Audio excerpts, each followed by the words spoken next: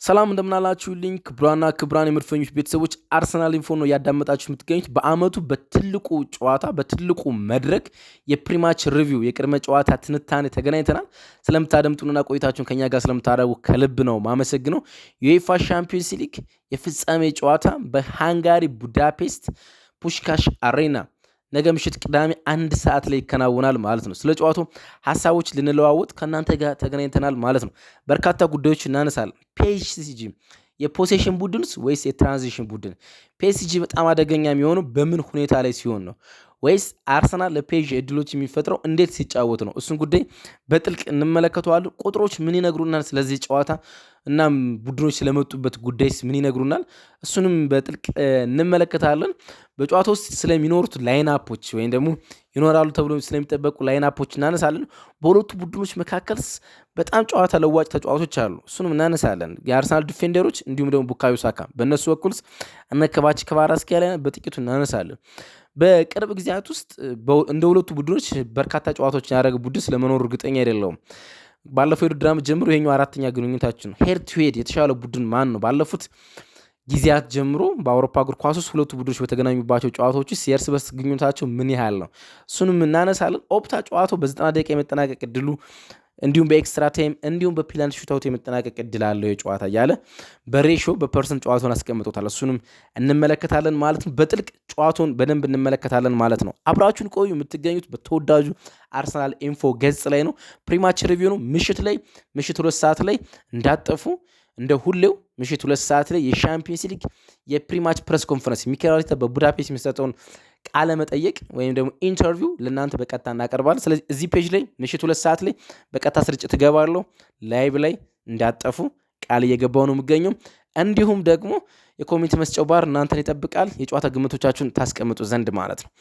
ፒኤስጂ ከአርሰናል ጨዋታው ስንት ለስንት ይጠናቀቃል? ጻፉልን። ስማችሁን፣ ስልካችሁ ይቆየን። ስማችሁን ከየትኛው ከተማ እንደሆነና እንዲሁም ደግሞ የጨዋታ ግምቶቻችሁ ማለት ትክክል የሆኑ 3 አድማጮቻችን ሽልማት እናስቀምጣለን። ይሄን ማስቀመጣችሁ እንዳትረሱ ማለት ነው። አብራችሁን ቆዩ። ላይክ አድርጋችሁ ቪዲዮን ጀምሩ። ፕሪማች ሪቪው አርሰናል ከፔዥ መለሳለሁ።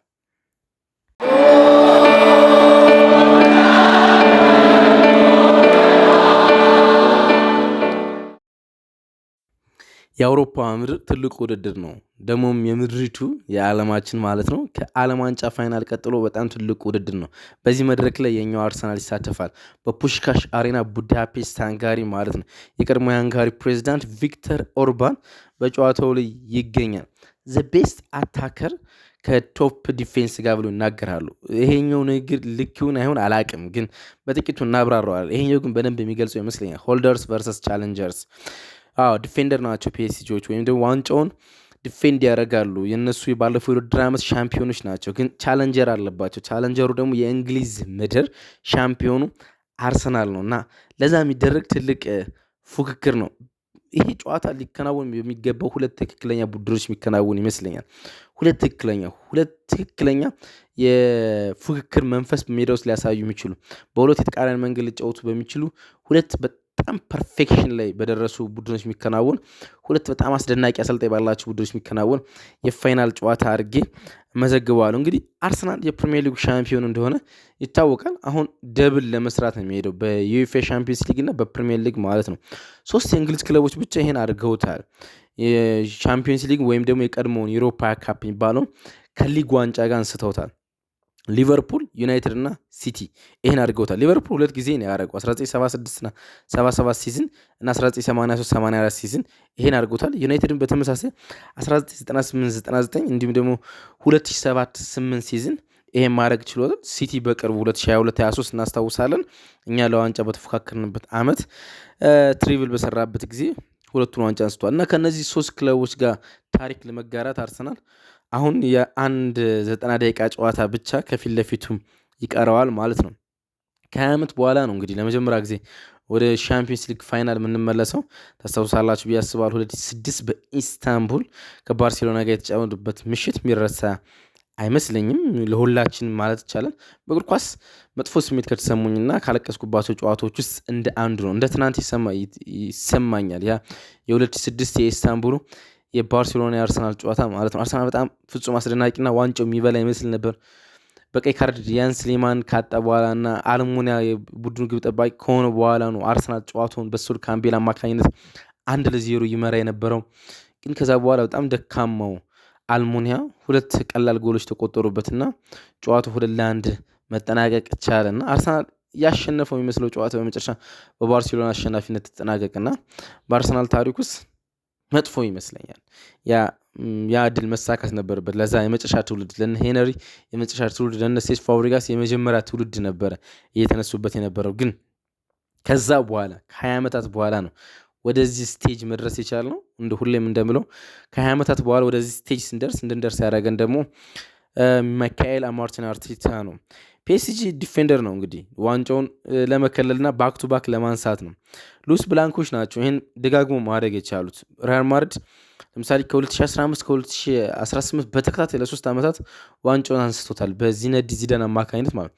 ደንበኛ ዲፌንደር ነበሩ። ደንበኛ ዋንጫውን መከለል የቻሉ ማስቀረት የቻሉ ቡድኖች ሪያል ማድሪድ ነበሩ። አሁን ፒኤስጂ ለዛ ክብር ነው የሚጫወተው፣ ዋንጫውን የራሱን ክብር ለማስቀረት ማለት ነው። በተከታታይ ዓመታት ዋንጫውን በማንሳት ማለት ነው። አርሰናል ይሄኛውን ዋንጫ የሚያነሳ ከሆነ 25ኛ አዲስ ሻምፒዮን ይሆናል ማለት ነው። ከዚህ በፊት 24 የተለያዩ ቡድኖች ይህን ዋንጫ አንስተውታል። ደጋግሞ ያነሱ አሉ። ሪያል ማድሪድ ምናምን ያልን ሙኒክ፣ ሚላን እያልን ሊቨርፑል እያልን ብዙ ቡድኖች እንጠቅሳለን። ግን የተለያዩ ቡድኖች ስንጠቅስ 24 የተለያዩ ቡድኖች ናቸው። አርሰናል ወይም ዋንጫ ማንሳካት የሚችል ከሆነ 25ኛው አዲስ ቡድን ይሆናል ማለት ነው። ባለፉት 3 ዓመታት ደግሞ ሁለቱ ዋንጫውን ያነሱት ቡድኖች አዲሶች ናቸው። ሲቲ ለመጀመሪያ ጊዜ ነበር 2022/23 ሲዝን ያነሳ። ባለፈው የውድድር ዓመት ደግሞ 2024/25 ፒኤስጂ ዋንጫውን ሲያነሳ አዲስ ቡድን ነበረ ማለት ነው። እና ባለፉት 3 ዓመታት ሁለት አዳዲስ ቡድኖች ናቸው ይሄኛው ዋንጫ ማንሳት የቻሉ። አሁን አርሰናል ከዚህኛው ታሪክ ጋር አባል ለመሆን ነው ወደ ሃንጋሪ ያቀና ማለት ነው። ስለ ፒኤስጂ በሻምፒዮንስ ሊግ ብዙ አጉል የሚባል ታሪክ የላቸው ወይም ደግሞ በሻምፒዮንስ ሊግ ያን ያህል ሚላን፣ ሊቨርፑል ወይም ደግሞ ሙኒክ፣ ማድሪድ እንዳላቸው አይነት ግሩም ታሪክ የላቸውም። ግን ከ2020 በኋላ በአዲሱ ዲኬድ ማለት ነው ከ2020 በኋላ ብዙ ጊዜ ፋይናሊስት የደረሰ ቡድን መሆን ችለዋል። 2020 በሙኒክ 1-0 ተሸንፎ ቶማስ ቱል አሰልጣኛቸው በነበረበት ጊዜ 1-0 ተሸንፎ ዋንጫውን አጥተዋል። ባለፈው የውድድር ዓመት ፋይናሊስት ነበሩ፣ ዘንድሮ ፋይናሊስት ናቸው ማለት። በ6 ዓመታት ጊዜ ውስጥ 3 ጊዜ ፋይናሊስት ሆኑ ማለት ነው። ባለፈው የውድድር ዓመት ኢንተርን 5-0 እንዳሸነፉ ይታወቃል ማለት ነው። ስለ ስታይል ብዙ የሚወራበት ጨዋታ ነው። እንደዚህ አይነት የፋይናል ጨዋታ ሆኖ ለፋይናል መድረስ የሚገባቸው ሁለት ቡድኖች ነው።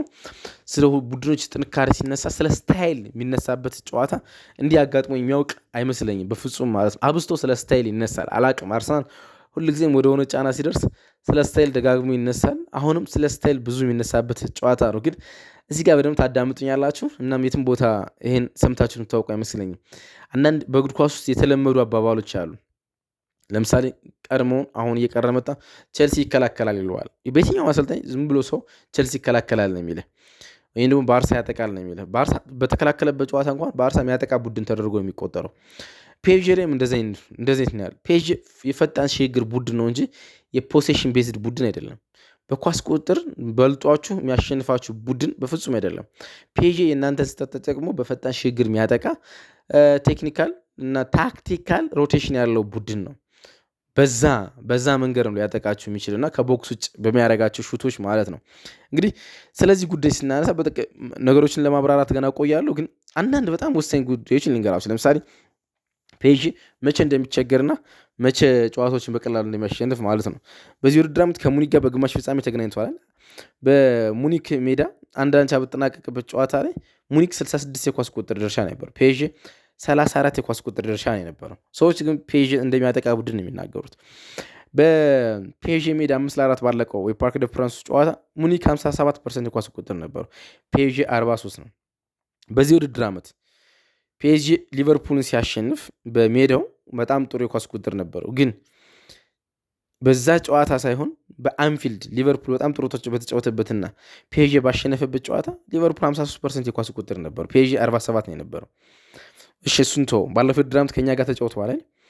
ባለፈው ውድድር ዓመት በፒኤስጂ ፓርክ ደ ፍራንስ ሲያሸንፍ 46% የኳስ ቁጥጥር ነው የነበራቸው። አርሰናል 54% የኳስ ቁጥጥር ነው የነበረው። በኤሚሬትስ እንኳን ባሸነፉን ጨዋታ ላይ 50-50 የኳስ ቁጥጥር ድርሻ ነው የነበረው። ፒኤስጂ የተሸነፈባቸውን ጨዋታዎች ስነግራችሁ በጣም ትገረማላችሁ። ለምሳሌ በሊቨርፑል በዚህ ውድድር ዓመት 1-0 ሲሸነፍ 70% የኳስ ቁጥጥር ነበረው። ከ60% በላይ የኳስ ቁጥጥር ካለው ፔዥ ጨዋታውን ይሸነፋል። ታምናላችሁ? በጣም የኳስ ቁጥጥር ቡድን አድርገው ነው የሚቆጥሩት አይደል? ግን ከ60% በላይ የኳስ ቁጥጥር ካለው ፔዥ ይሸነፋል። ሊቨርፑል አሸንፎታል። ባለፈው ውድድር ዓመት ከአትሌቲኮ ማድሪድ ጋር 71% የኳስ ቁጥጥር ድርሻ ኑሮት 2-1 በፓርክ ደ ፍራንስ ተሸንፏል። ለምሳሌ ከአርሰናል ጋር ባለፈው ውድድር ዓመት በሊግ ፎርማት ተገናኝተናል አይደል? ከሰሚፋይናሉ በፊት በምድብ ጨዋታዎች ተገናኝተን ነበር። 2-0 ኤምሬትስ ላይ አሸንፈናቸዋል። በዛ ጨዋታ ላይ ፔዥ 65% የኳስ ቁጥጥር ነበረው። ስለዚህ ፔዥ ጨዋታዎች የሚያሸንፈው በኳስ ቁጥጥር ሳይሆን በሽግግር ነው። በሽግግር አንድ ቡድን ለመጫወት ደግሞ ኳሱ ለተቃራኒ ቡድን መስጠት አለበት ማለት። በእርግጠኝነት እነግራችኋለሁ፣ እመኑኝ። እናም ተስፋ ጨዋታ በደንብ ማንበብ ይችላል ትሉኛላችሁ። ከጨዋታው በኋላ በእርግጠኝነት ስሜት ፔዥ ለአርሰናል ኳሱን ይሰጣል። በተአምር ፔዥ የኳስ ቁጥጥር ብልጫ ኖሮት አርሰናልን አይገጥምም። በተአምር ነው የምላችሁ። ከሆነ አርሰናል ጨዋታውን በቀላሉ ነው የሚያሸንፈው። የኳስ ቁጥጥር ድርሻውን ለአርሰናል ሰጥቶ አርሰናል የሚሳሳታቸውን ኳሶች እያደነ በማጥቃት ብቻ ነው የሚጫወተው ፔዥ ማለት ነው። ግን እንቀጥል እስኪ። ሌሎች እንደሚሉት ማለት ሀቁ እንደዚህ ነው። ቁጥሮችም እሱን ያስረዱናል። ፔዥ ከፍተኛ የኳስ ቁጥር በያዘበት ጨዋታ ይሸነፋል። ግን ስለ ስታይል የሚነሳው በዚህ ጨዋታ ላይ አርሰናል እንደሚከላከል ነው። ግን ፔዥ በተከላከለባቸው ጨዋታዎችና የኳስ ቁጥጥር ድርሻ ለተቃራኒ ቡድን በሰጠባቸው ጨዋታዎች ነው በጣም በተሻለ ሁኔታ ጨዋታዎችን ዶሚኔት አድርጎ የሚወጣው ማለት ነው። ግን መድፈኞቹ ማያወላዳ አንድ ነገር አላቸው። ቤስት ዲፌንስ ነው ያላቸው። ቤስት ዲፌንስ ኦርጋናይዜሽን። ቤስት ዲፌንስ ከማለት ወይም ምርጥ ተከላካይ ያላቸው ከማለት አሁን ምርጥ ተከላካይ ያላቸው የዊሎ እና የጋቢ ጥምረት የዓለም በዚህ ሰዓት ምርጡ ፓርትነርሽፕ ነው። ግን ደግሞ በጣም አስደናቂ ዲፌንስ ኦርጋናይዜሽን አላቸው። ምክንያቱም አንዳንዴ አይሞከርባቸውም እንደምናውቀው ማለት ነው። የመሞከር ዕድሉ ጠባብ የሚሆንባቸው ጊዜያቶች ብዙ ናቸው። በዚህ ውድድር ዓመት በሻምፒየንስ ሊግ 6 ጎል ነው የተቆጠሩብን በ14 ጨዋታ ማለት ነው። በየጨዋታው 0.43 ጎል ነው የሚቆጠርብን። 0.43 ከግማሽ በታች ጎል ነው በየጨዋታው የሚቆጠር ማለት ነው። ከዚህ የተሻለ ሪከርድ በአውሮፓ እግር ኳስ 2 ብቻ ነው ያለ። አንደኛው የ2005/6 የአርሰናል ፋይናሊስት የደረሰው ቡድን 0.31 ፐር ጌም ነበር የሚቆጠርበት። ከዛ ቀጥሎ ደግሞ የ2021 የቶማስ ቱል ቼልሲ በሻምፒየንስ ሊግ ሻምፒዮን ሲሆን እንዲሁ በተመሳሳይ 0.31 ጎል ነበር የሚቆጠርበት። ከነዚህ ሁለት ቲሞች ከቪንገሩና ከቶማስ ቱል ቡድን ቀጥሎ ይሄኛው ቡድን ቤስት ቡድን ነው፣ ጥቂት ጎሎች የሚቆጠርበት ቡድን ማለት ነው። አብራችሁ እንዳላችሁ ተስፋ አደርጋለሁ። ስለ ሻምፒዮንስ ሊግ ጨዋታ ነው እያነሳን የምንቀጥለው። ስለ መድፈኞቹ አሁንም አልቀጠልኩም፣ አላጠናቀቅኩም። የሆኑ ነገሮች ሊገልጽ እንግዲህ መድፈኞቹ በጥሎ ማለፍ ጨዋታ በኦፕን ፕሌይ ጎል አልተቆጠረባቸው። 3 ጨዋታዎችን አድርጓል ከባየር ሊቨርኩሰን ጋር፣ ከስፖርቲንግ ሊዝበን እና ከአትሌቲኮ ማድሪድ ጋር። በጥሎ ማለፍ ጨዋታ በእነዚህ 3 ቡድኖች በኦፕን ፕሌይ በክፍት ጨዋታ ጎል አልተቆጠረባቸውም። ሊቨርኩሰን በድምር ውጤት 3-1 አርሰናል ማሸነፍ ይቻላል። 1 ጎል ነው የተቆጠረ በኮርና ነው። ስፖርቲንግ ሊዝበን በድምር ውጤት 1-0 ያሸነፍ ነው። አትሌቲኮ ማድሪድን በ2-1 ያሸነፍ ነው። በድምር ውጤት በፍጹም ቅጣት ምት ነው ጎል ያስቆጠረብን ማለት ነው። ሰውዛት በኦፕን ፕሌይ በጥሎ ማለፍ ጨዋታዎች ጎል አልተቆጠረብንም ማለት ነው። ጋቢ፣ ሳሊቫ እና ራያ አንድ ላይ ተሰልፈው በዚህ ውድድር ዓመት 9 ክሊንሺት ነው ማስመዝገብ የቻሉት። 9 ክሊንሺት ማለት ነው እና 10 ክሊንሺት ኑሮት የሚያውቅ ቡድን የለም በሻምፒየንስ ሊግ። እና አሁን አርሰናል በፔዥ ጋር በክሊንሺት የሚወጣ ከሆነ ለመጀመሪያ ጊዜ ይሆናል ማለት ነው። እንደዚህ አይነት ፓርትነርሺፖች 10 ክሊንሺት አስመዝግበው ሲወጡ ማለት ነው። ሌላ በጨዋታ ውስጥ አንድ እርግጠኛ የምንሆነው ነገር አለ። በጣም እርግጠኛ የምንሆነው አርሰናል ጨዋታውን መምራት ከጀመረ ጨዋታውን አሸንፏል። ምንም ጥያቄ። እርግጥ በሻምፒዮንስ ሊግም እንደዛ ነው። በፍጻሜ ጨዋታዎች ቀድሞ ያስቆጠረ ቡድን ጨዋታውን የማሸነፍ ዕድል ሰፊ ነው። ግን አርሰናል ሲሆን ደግሞ በጣም ቀላል ይሆናል ማለት ነው። ምክንያቱም ያለፉትን 11 የሻምፒዮንስ ሊግ የፍጻሜ ጨዋታዎች ቀድሞ ያስቆጠሩ ቡድኖች ናቸው ያሸነፉት። ለመጨረሻ ጊዜ ቀድሞ ሲያስቆጥር ሻምፒዮንስ ሊግ ማሸነፍ የቻለ ቡድን ሪያል ማድሪድ ነው። 2014 ከአትሌቲኮ ማድሪድ ጋር በአትሌቲኮ ማድሪድ ተመርቶ በመጨረሻ ደቂቃዎች ውስጥ ራሞስ ጎል አስቆጥሮ በኤክስትራ ሚኒት አትሌቲኮ ማድሪድ ሪያል ማድሪድ ዋንጫው እንደበላ ይታወቃል። ከዛ ውጭ ቀድሞ የሚያስቆጥሩ ቡድኖች ዋንጫውን ይበሉታል ባለፉት 11 ተከታታይ ዓመታት ማለት ነው። አርሰናልን ቀድሞ ካስቆጠረ ድሉ በጣም በታሪክም ባለው የዲፌንስ ጥራትም እሱን ማድረግ ይቻላል ማለት ነው። ከፊት መስመር የምንተማመንበት ተጫዋች አለን ብዬ አስባለሁ። ቡካዮ ሳካ ጎል ለማስቆጠር አሁን ኢንፎርም ያለው ተጫዋች ቡካዮ ሳካ ነው እና ለተቃራኒ ቡድን በደብል ማርኪንግ እና በትሪፕል ማርኪንግ የሚያዘው ተጫዋች እሱ ነው የሚሆነው ማለት ደግሞ ከፈረንሳይ ቡድኖች ጋር በጣም አስደናቂ ቁጥር ነው ያለው። በጣም አስደናቂ ቁጥር ማለት 5 ጎልና 3 አሲስት አለው ከፈረንሳይ ቡድኖች ጋር በ6 ጨዋታ ማለት ነው። ስለዚህ በጣም አስደናቂ ቁጥር ነው ያለው። ከፔዤ ጋር ብቻ እንኳን በ3 ጨዋታ 2 ጎል አለው። ባለፈው ውድድር ዓመት በሰሚ ፋይናልስ በምድብ ጨዋታ ፒኤስጂ ላይ ጎል ማስቆጠሩ ማይረሳውን ፓርክ ደ ፕራንስ ላይ ጎል ያስቆጠርባቸው ቡካዮ ሳካ እንደሆነ አይረሳም ማለት ነው። እሱን ማንሳት አስፈላጊ ነው። ስለ ፒኤስጂ የሆነ ነገር እንበል። ፒኤስጂ በዚህ ውድድር ዓመት 44 ጎሎችን ነው ማስቆጠር የቻለው ማለት ነው እና የምንጊዜም በሻምፒዮንስ ሊግ ብዙ ጎል ያስቆጠረው ቡድን ለመሆን አንድ ጎል ብቻ በቂ ነው። 1999 2000 ባርሴሎና 45 ጎሎችን አስቆጥሮ ነበር። ከዛ ቀጥሎ በርካታ ጎሎችን ያስቆጠረው የሉዊስ ኤንሪኬ ፒኤስጂ ነው ማለት ነው። ሉዊስ ኤንሪኬ በሻምፒዮንስ ሊግ የመጨረሻ 11 የጥሎ ማለፍ ጨዋታዎች ሽንፈት አልቀመሰም ወይም ደግሞ ሽንፈት አላጋጠመው። ቀድሞ ኖክአውት ስቴጅ ላይ ነበረ። አርሰናል ኖክአውት ላይ የመጀመሪያው ኖክአውት ጥሎ ማለፍ ላይ እንዳልነበር ይታወቃል። ከ1 እስከ 8 ያጠናቀቁ ቡድኖች ስለማይሳተፉ ፒኤስጂ ከዛ በታች ስለነበር ተሳትፏል። ባለፈው የውድድር ዓመት በዚህ ውድድር ዓመትም ኖክአውት ስቴጅ ላይ ነበረ። ስለዚህ በርካታ የጥሎ ማለፍ ጨዋታዎችን አከናውኗል። ለመጨረሻ ጊዜ በጥሎ ማለፍ ጨዋታ የተሸነፉ በቪላ ነው ባለፈው የውድድር ዓመት ማለት። ከዛ በኋላ ካምባክ አይደለም የሰራ አቻ ሊወጣ ይችላል እንጂ ምንም አይነት ሽንፈት በጥሎ ማለፍ ጨዋታዎች አላጋጠሙ። 9 ጨዋታዎችን አሸንፎ 2ቱን ደግሞ አቻ ወጥተዋል ማለት ነው። ቡድኑ በጣም በምን ይተማመናል ብትሉኝ እና ምንም ትክክለኛው ነው መተማመኛው ከቦክስ ከሳጥን ውጭ ባሉ ሾቶች ቡድኑ በደንብ ይተማመናል። ባየር ሙኒክ ላይ ያስቆጠሯቸውን ጎሎች እንዳለ ብትመለከቱ ከሳጥን ውጭ የተቆጠሩ ጎሎች ናቸው። ተመተው የተቆጠሩ ጎሎች ማለት ቡድኑ ቴክኒካሊ በጣም ጥሩ ነው። በቀላሉ ኳስ የምትነጥቁት ቡድን አይደለም እና ከኳስ ጋር የፈለጉትን ነገር ለማድረግ በፈጣን ሽግግር እንዲሁም ደግሞ በካውንተር አታክ ለመጫወት የሚያስችል ቴክኒካል አቢሊቲ ያላቸው ግን ከሁሉም በላይ ኢንፎርም ያለው ተጫዋቻቸው ግን ክቫራትስኬሊያ ነው። ከሁሉም በላይ በጣም አስደናቂ ተጫዋች እሱ ይመስለኛል በዚህ ሲዝን ማለት ነው። ምክንያቱም በጥሎ ማለፍ ጨዋታዎች ብቻ 10 ጎል አለው። 16 ጎሎችን ነው በዚህ በሻምፒዮንስ ሊግ ማስቆጠር የቻለው ከኪሊያን ምባፔ ጋር እኩል ነው። አንድ ካስቆጠረ ደግሞ አንደኛው ይሆናል ማለት ነው በጥሎ ማለፍ ጨዋታዎች ማለት ነው።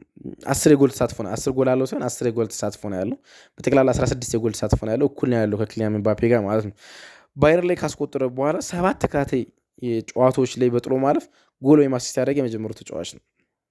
ባየርን ላይ ጎል አስቆጥሯል እና ጎል ወይም አሲስት በ7 ተከታታይ ጨዋታዎች በጥሎ ማለፍ ጨዋታዎች በምድብ ጨዋታዎች በጥሎ ማለፍ ጨዋታዎች ያደረገ ሰው ነው። ኤንሪኬ በሻምፒዮንስ ሊግ 64% ጨዋታዎችን የማሸነፍ እድል ነው ያለው እና ይህን ያህል ሬሾ ያለው አሰልጣኝ የለም በአውሮፓ እግር ኳስ ውስጥ ማለት ነው። የአውሮፓ ሻምፒዮንስ ሊግ ፋይናል ደርሶ ደግሞ ተሸንፎ አያውቅም። ከባርሴሎና ጋር አሸንፏል። ባለፈው ውድድር ዓመት ከፒኤስጂ ጋር አሸንፏል። የሻምፒዮንስ ሊግ ፋይናሊስት ነው። ሽንፈት አጋጥሞት አያውቅም። የእርስ በርስ ግንኙነታቸውን በጥቂቱ እንቃኝ። 8 ጊዜ ነው እርስ በርስ የተገናኙት 8 ጊዜ። ይሄኛው 8ኛ ግንኙነታቸው ነው። ከዚህ ቀደም 7 ጊዜ ነው ሁለቱ ቡድኖች መገናኘት የቻሉት። 2 ጊዜ ፒኤስጂ አሸንፏል፣ 2 ጊዜ አርሰናል አሸንፏል። 4 ማለት 3 ደግሞ አቻ ተለያይተዋል ማለት ነው። ስለዚህ ተመሳሳይነት ያለው የተቀራረበ የማሸነፍ ንጻኔን ያላቸው ማለት ነው። ያለፉትን 2 ግንኙነት ፒኤስጂ ነው ያሸነፈ።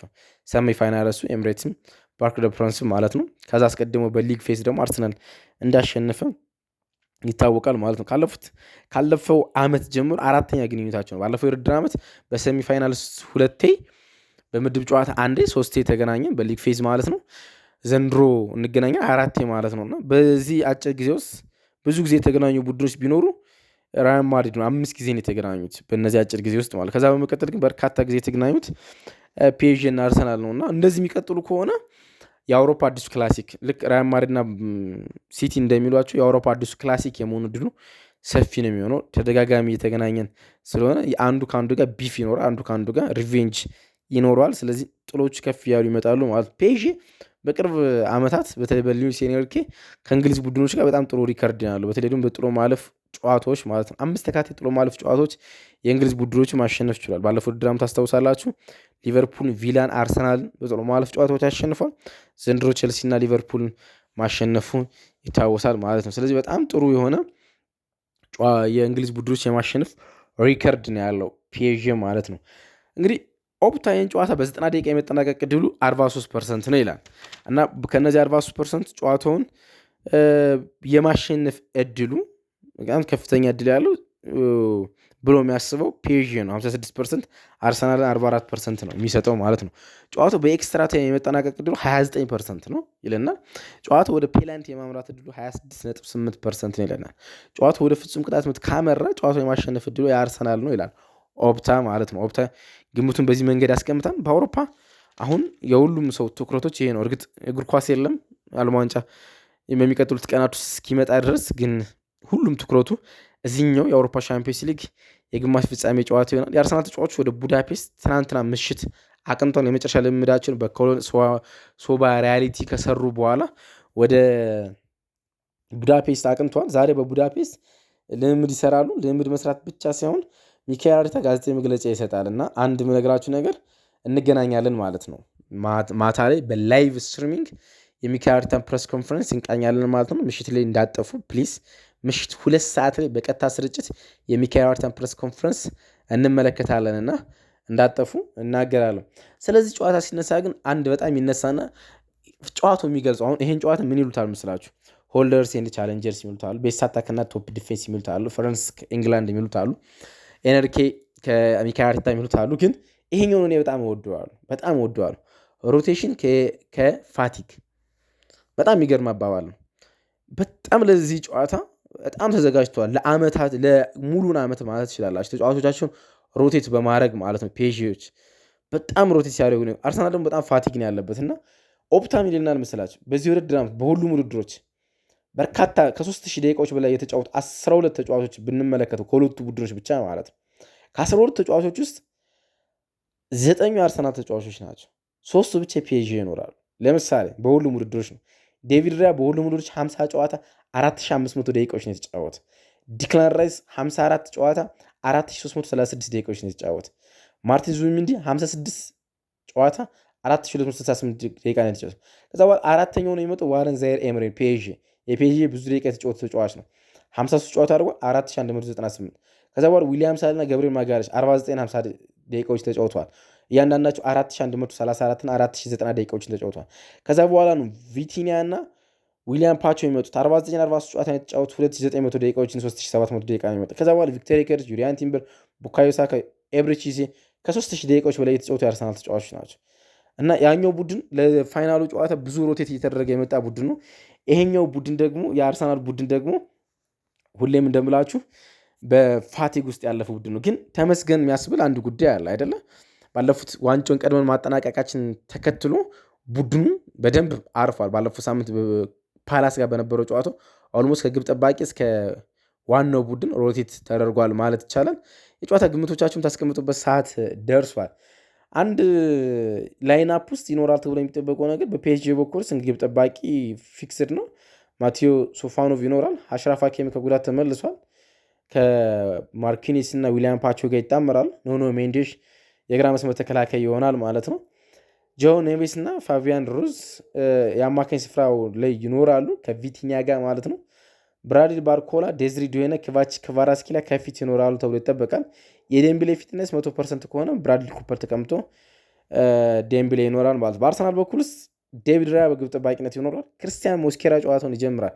ዩሪያን ቲምበር ተመልሷል፣ አረጋግጠናል። ትናንትና ወደ ቡዳፔስት ካቀነው የአርሰናል ስኳድ አለ። ግን 3 ወራትን ያህል ምንም ጨዋታ ያልተጫወተ ተጫዋች በአንድ በጣም ወሳኝ በሆነ ጨዋታ ውስጥ በትልቅ ደረጃ በቀጥታ በላይናፕ ይገባል ተብሎ በፍጹም አይጠበቅም። ክርስቲያን ሞስኬራ ይጀምራል ከዊሊያም ሳሊባ እና ገብርኤል ማጋለሽ ጋር። ሪካርዶ ካላፊዮሪ የአርሰናል ማጥቃት ለማሳላጥ እሱ ይኖራል። አማካኝ ስፍራ ውስጥ ብዙ አስብ ያለው ግን ብዙ ሰው ይስማማበታል። በተለይ ደግሞ ታክቲካል ጉዳዮች ላይ ኦብሰስ የሚሆን ሰው በደንብ ይህን ነገር ይገባዋል ብዬ አስባለሁ።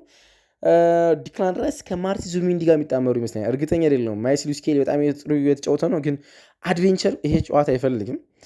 በደንብ ኮንትሮል ይፈልጋል። ለዛ ማርቲን ዙቢሜንዲ በደንብ ረፍትም ስላገኘ በጨዋታ ውስጥ ይኖራል ብዬ አስባለሁ። ማርቲን ኦዲጋርድ፣ ቡካዮ ሳካ እና ቪክተር ኬሬሽ ከሊያንድሮ ትሮሳርድ ጋር ሆኖ ከፊት መስመር ላይ ይጣመራሉ ብዬ አስባለሁ። የእናንተ ግምትስ? የጨዋታ ግምቶቻችሁን አስቀምጡልን። የጨዋታ ግምቶቻችሁን አስቀምጡ ፕሊዝ። ስማችሁን፣ ስልክ ቁጥራችሁን እንዲሁም ደግሞ ከየትኛው ከተማ እንደምጽፉልን ለ3 ትክክለኛ አድማጮቻችን ሽልማቶች ይኖሩናል ማለት ነው። ይሄን ቪዲዮ ከሰራው በኋላ ከፍጻሜ ጨዋታ ፖስት ማች ይሰራሉ። ፖስት ማች ላይ መጣችሁ ስልካችሁን ትክክለኛ ከሆናችሁ ስልካችሁ ማስቀመጣችሁ አይረሳ ፕሊዝ። ስልካችሁ ማስቀመጣችሁ አይረሳ። እኛም ዩዘሮቻችሁን ኮሜንት መስጫ ላይ አሸንፋችኋል ብለን ለመግለጽ እንሞክራለን። ከዚህ በፊት እንደዛ አድርገን አናውቅም። ለ3 ትክክለኛ አድማጮቻችን ሽልማቶች ይኖሩናል ማለት ነው። አርሰናል ኢንፎን ውስጥ አደምጡ የቆያችሁት የአውሮፓ ትልቁ መድረክ የዩኤፋ ሻምፒዮንስ ሊግ የፍጻሜ ጨዋታ ነገ ምሽት 1 ሰዓት ላይ ይከናወናል።